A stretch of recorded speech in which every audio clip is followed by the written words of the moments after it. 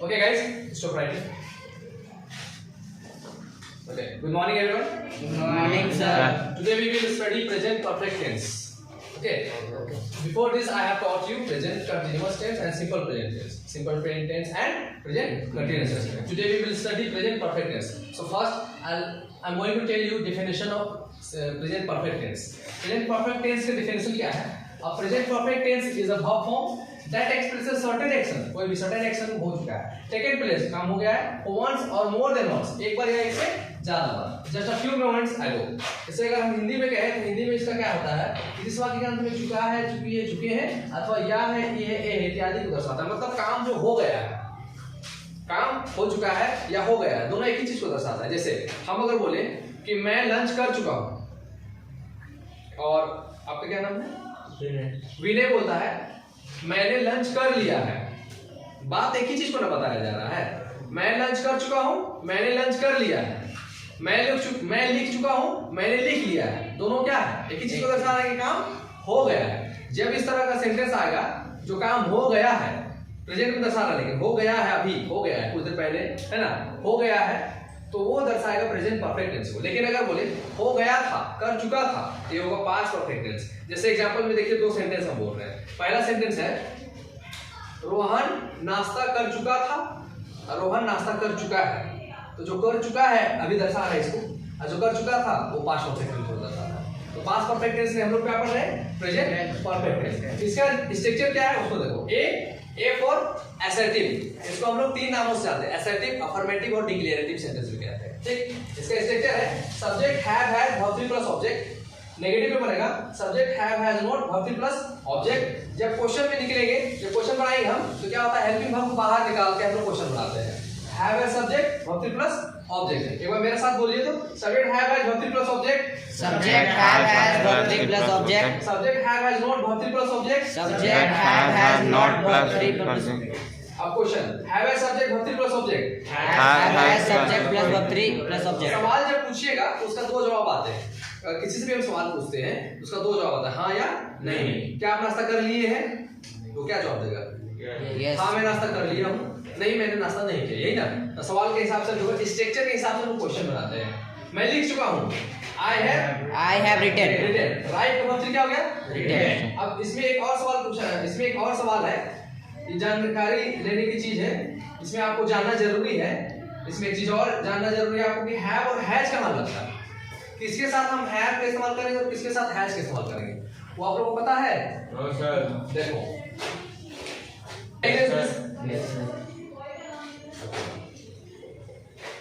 देखिए use of have and has कहाँ इस्तेमाल करेंगे. हैव जो है ये इस्तेमाल जो करते हैं आई, वी, यू कर सकते हो. I, we, you, they, many person and plural form के साथ में आप इस्तेमाल करेंगे हैव. और हैज का इस्तेमाल कहाँ कीजिएगा तो देखिए हैज इस्तेमाल कीजिएगा he, she, it, any one name and singular form के साथ. ठीक ना. Now we have to follow this I, we, you, they, many person, plural. Okay, giving some example, I am telling you how to use have and has. First, we will practice from have. Okay, so practice with me. I, मैं, I मतलब मैं लिख चुका हूँ. I have written. मैं नहीं लिखा हूँ. I have not written. ठीक है. We हम लोग मैच जीत चुके हैं. We have won the match. We have won the match. Very good. हम लोग मैच नहीं जीते हैं. We have not won the match. You, आप ठीक है. आप नाश्ता कर चुके हो. You have taken lunch. You have taken breakfast लिखाता है लेकिन उसको बोलते हैं हम लोग क्या? ब्रेकफास्ट. देखो स्पेलिंग देखो क्या लिखा हुआ है, ब्रेकफास्ट. लेकिन इसको बोलेंगे क्या, प्रोनाउंस क्या करेंगे? Breakfast. Why do we call breakfast? We don't pronounce breakfast. Why? Do you know? दिन का पहला भोजन, दिन का पहला भोजन जिसको नाश्ता हम लोग बोलते हैं, नाश्ता करते हैं, वो इसलिए कहलाता है breakfast. It's not a breakfast. What will be pronounced? Breakfast. Breakfast. Okay. So practice करते हैं. आप नाश्ता कर चुके हो?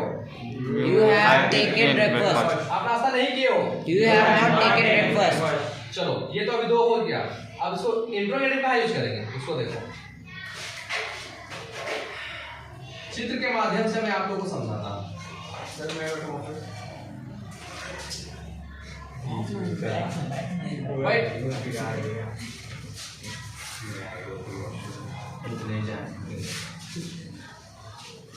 उदित ही को लेते हैं, ठीक है.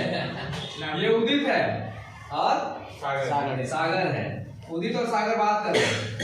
इसको हम लोग ऐसे इंग्लिश में जब समझाना होता है तो इसको कहते हैं आई एंड यू. दैट मींस क्या, कोई भी व्यक्ति बात करता है, आई ने यू से पूछा, आई ने यू से पूछा. यहाँ आई उदित है और यू कौन है? सागर. तो ये उदित जो है ना, इससे पूछता है सागर से, क्या आप नाश्ता कर चुके हो?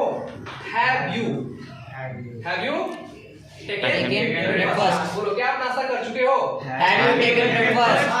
ये इससे पूछा, ठीक. सागर जवाब दे रहा है, हाँ मैं नाश्ता कर चुका हूँ. Yes Yes, I have taken breakfast. फिर बोलता नहीं मैं नाश्ता नहीं कर चुका, नहीं किया हूँ. मैंने नाश्ता नहीं किया. नहीं मैंने नाश्ता नहीं किया है. No I have not taken breakfast. इसे कुछ थोड़ा प्रैक्टिस कर दिए मेरे साथ, ठीक है. सवाल जैसे पूछेगा किसी से पर्सनली, कैसे पूछेगा? क्या आप पढ़ चुके हो? Have you क्या आप इस चैप्टर को पढ़ चुके हो? Have you read this Have chapter? you read this chapter? हाँ मैं इस चैप्टर को पढ़ चुका हूँ. Yes, I have read this chapter. नहीं मैंने इस चैप्टर को नहीं पढ़ा है. No, I have not read this chapter. Very good. क्या आप खाना खा चुके हो? Have you taken lunch? हाँ मैं खाना खा चुका हूँ. Yes. Yes, I have. नहीं मैंने लंच नहीं किया है. No, I have not taken lunch. क्या आप अपना कपड़ा धो चुके हो? Have you washed? Have you washed your clothes? हाँ मैंने अपना कपड़ा धो लिया है. Yes. Yes, I have washed my clothes. नहीं मैंने अपना कपड़ा नहीं धोया है. No, I have not washed my clothes. ये हो गया हमारा have से. क्लियर है? थोड़ा has में आ जाते हैं.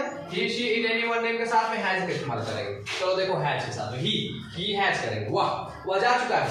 He has gone. अब तो थोड़ा बड़ा करते हैं. वह कॉलेज जा चुका है. He had gone to college. He has gone to college. वह कॉलेज नहीं गया है. He had not gone to college. क्या वह कॉलेज चला गया है? Has he Has he gone to college? अब यहाँ पर लोग has का इस्तेमाल करेंगे. ठीक. अब have यूज नहीं करेंगे. हम लोग क्या यूज करेंगे? Has. चलो has बोलो. Has he gone to college? Has he gone to college? लेकिन यहाँ तीसरा व्यक्ति आ गया ना. चलो बनाते हैं. उदित, सागर,